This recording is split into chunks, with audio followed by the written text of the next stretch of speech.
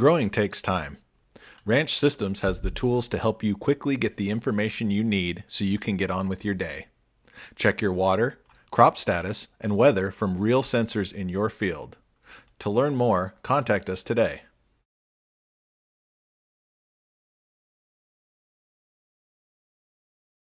Hello, I'm Matthew Malcolm with American Vineyard Magazine, reporting to you from the annual Tree and Vine Expo. It's been a great time. We've got a lot of friends and growers and PCAs here. We've got David Haviland. He's an entomology farm advisor based in Kern County, so we're grateful to make the trip over here to talk with our local grape growers. Wanted to specifically address vine mealybug. And can you give us a good holistic approach on how growers can better manage this pest, because it's spreading, throughout California. There's places where we historically never had to deal with it, but we've got it now. And so what can you tell us about that? Plus, how things have been this year particularly, because I know, trends change from year to year. Yeah. So vine mealybug, yes, it is in all grape growing regions of California. Something everyone has to deal with, but to different levels at this point. And then, the issues change. So table grape growers are really worried about contamination in a cluster. That's a big deal. But in other places more to the north and northwest, the issues are primarily viruses, where the mealybugs transmit the viruses that are a significant issue. So so whether it's a virus issue or a contamination table grape issue, either way, this pest has to be controlled, and it's not an easy one to control. It's got lots of generations per year, very active. Yeah, things are changing. From a regulation standpoint, we lost Lohr's ban. People that are exporting fruit have to be really careful with European tolerances for residues for bupropion and imidacloprid, so got to watch that. And then we've been using some of the same products over and over for many years that they just don't seem to be working quite as well as they used to. So we're struggling kind of with that.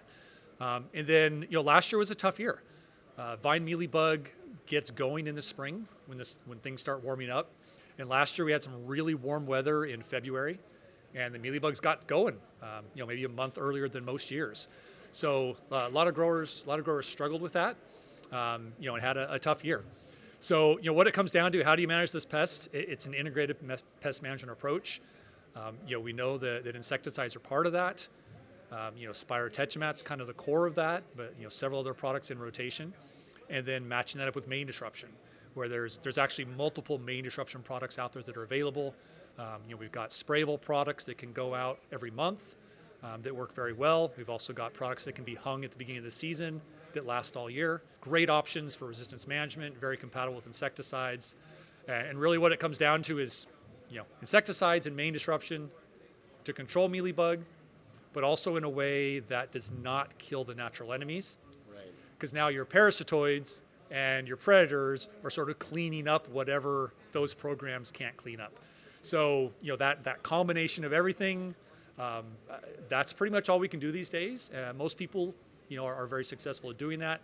The question is, how much money do you have to spend in the process? Because no one single cheap tool is going to solve the problem. Have a good PCA, watch your fields, and just adapt to the situation, and should be all right. And have good neighbors, right?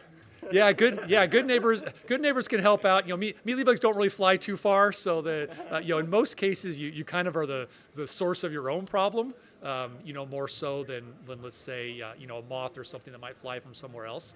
But at the same time, from a standpoint of spreading mealybugs, if you don't have it or if you have a new vineyard, you absolutely want to make sure you're not the one. You're not your own neighbor from that standpoint, that's bringing it from one location to another. Keep those vineyards clean as long as you can. Great. Well, thank you so much, David, for taking the time. Read more about these things in American Vineyard Magazine. I'm Matthew Malcolm, CaliforniaAgNet.com.